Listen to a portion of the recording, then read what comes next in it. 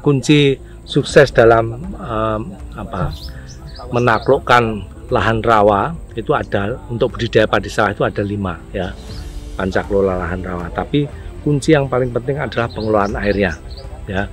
Pengelolaan air itu di lahan rawa itu intinya adalah bisa memenuhi kebutuhan air untuk tanaman. Jadi ketika musim hujan besar, musim banjir, lahan tersebut genangannya bisa dijaga.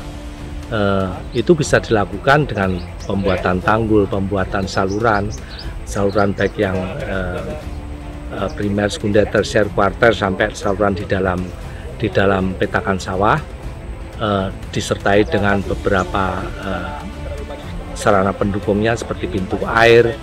Terus kalau perlu juga ada pompanisasi. Itu poin pertama. Yang kedua, kalau kita bisa menaklukkan mengelola air di lahan rawa pasang surut ini dengan baik, tentu saja nanti untuk penyiapan lahannya akan menjadi lebih mudah.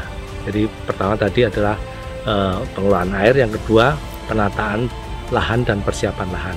Jadi di lahan ditata sedemikian rupa sehingga sesuai untuk mempermudah petani untuk melakukan penanaman padi di lahan rawa itu.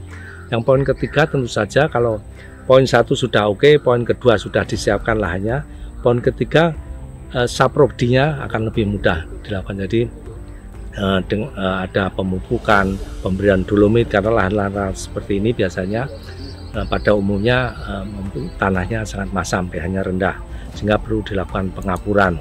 Nah, setelah pengapuran selesai, nanti baru budidaya tanam padinya. Jadi tentu saja untuk yang poin keempat, budidaya padi itu sendiri harus pintar memilih varietas yang adaptif di lahan rawa. Tapi sekarang sudah banyak seperti Inpara. Inpari pun kalau lahan-lahan seperti ini, karena dari segi vegetasinya kita lihat rumputnya sangat subur, jadi pasti tidak hanya lahan varietas Inpara yang bisa, tapi juga Inpari juga pasti bisa dilakukan di sini.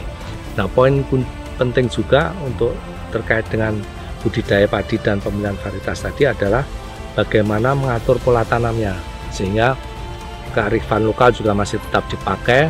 Kapan banjir besar itu dihindari untuk menyiapkan untuk budidaya padinya. Jadi harus melihat juga sebaran hujannya seperti apa. Jadi sehingga paling tidak nanti kalau sudah cetak sawah bisa sekali dalam setahun sampai 2 kali.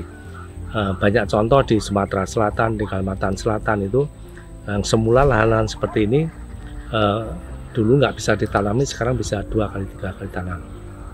Nah, yang kelima adalah bagaimana mengendalikan organisme pengganggu tanaman. Nah, itu kalau kita bisa menaklukkan keempat tadi, tentu saja penanaman di sini menjadi lebih serentak, sehingga resiko diserang hama dan penyakit itu menjadi lebih sedikit.